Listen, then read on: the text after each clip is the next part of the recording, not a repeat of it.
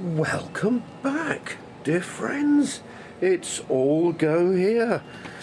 Look, a new clock slowly coming together with this super improved base.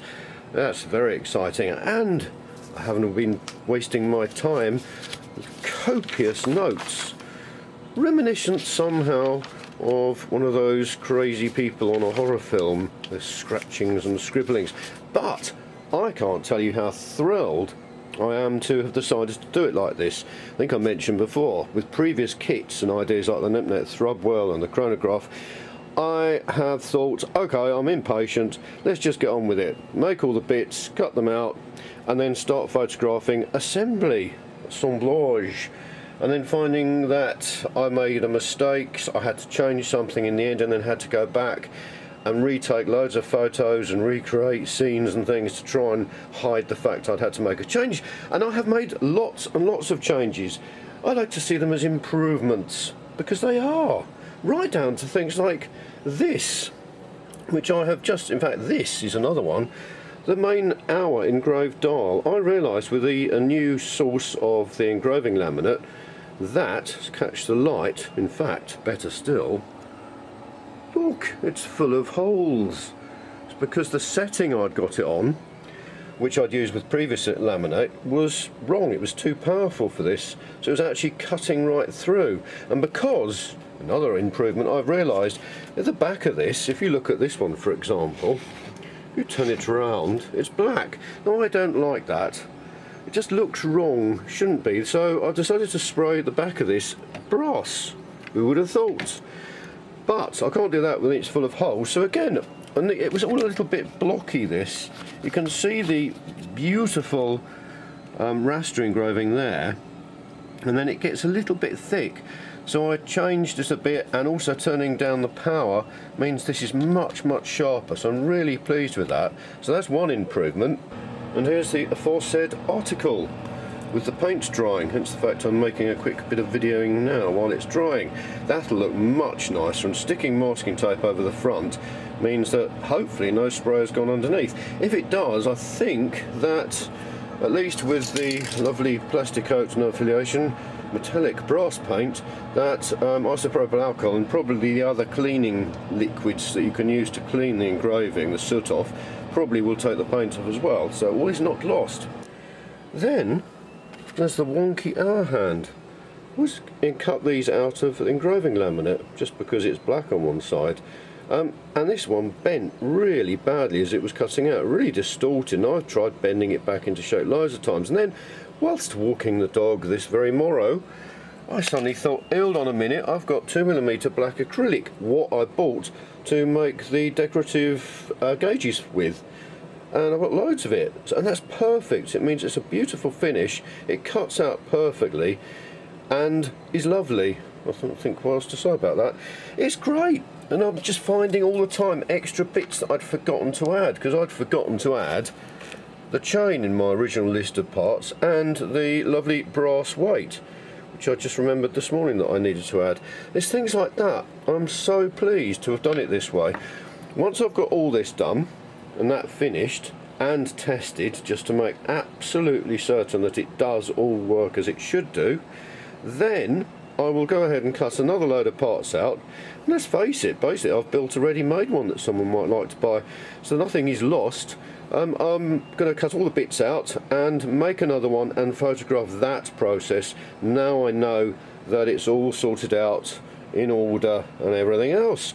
Thank you very much. I will continue with this video shortly. What is he cutting out now? Well, this is a combination of things, and I'm so pleased. As I was saying, I'm thrilled that I've been planning this and writing all the notes, because originally in past kits, to enable people to adjust how tight shafts, spindles and things like that were, I cut out, well, you can see its previous ones have been cut out, and it basically allows you to space it, tighten it up and remove it, and the card is just the right thickness. But the great thing about the new super improved version is I've included other stuff. let's have a closer look. Here's the original one that I used with a net throttle and something else I can't remember.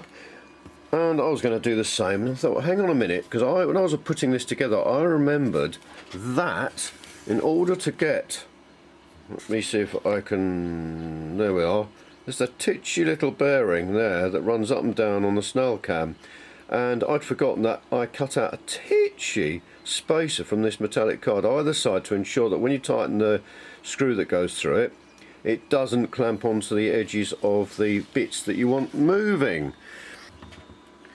And there we have three of them, beautifully designed, if you don't mind me saying, with a little slot at the top that hasn't been cut out, so they don't fall off. In order to get them out, you need to just sort of prise them apart slightly, and then they just tear off easily. And then I have just come up with another idea. This strange looking angle here is as a result of the second hand, which you can see clicking around on that one. It's got a bend in it.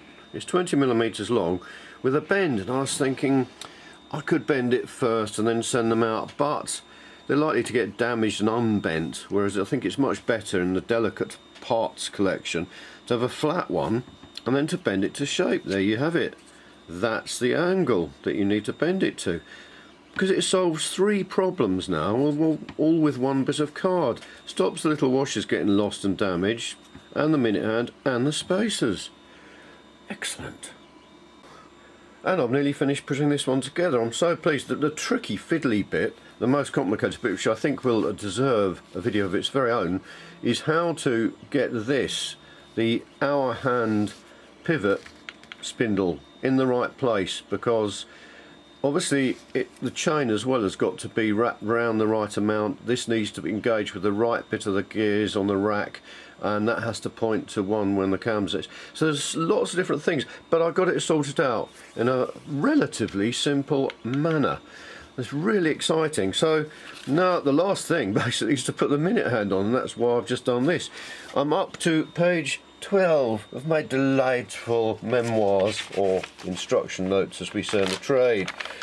So I'm going to have to sit down over a hot computer and turn them all into some sort of legible script, and then do the photographs, and then make another of these. It's finished. I'm absolutely thrilled.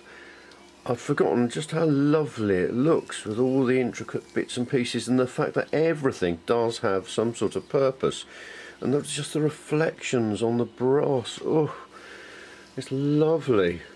I'm so pleased also, because this is obviously can sit on a desk or a bench or a table or something, that I did decide to paint the back. Look at the lovely reflections of my arm. It looks lovely now it's brass, much better than black. And also just the little details, you know, to source these brass knurled knobs to hold the cover on the back, the engraved cover no less, just adds something, so it looks lovely. It would look nice whichever side you look at it. Very, very pleased indeed. Thrilled to bits, in fact. And it's all come together, and it all looks like it's working perfectly. I've got the time set, 5 o'clock. Second hand is ticking round. Anyway, stop it. I'm thrilled to bits. Thanks very much for watching. If you've enjoyed it, please click subscribe and the bell. And I hope to see you next time, and I'll keep you posted as to, I'm going to work on the instructions now, but very soon this should be appearing on a website near you, e.g. steamhead.co.uk, or indeed Etsy. Lovely, thanks again.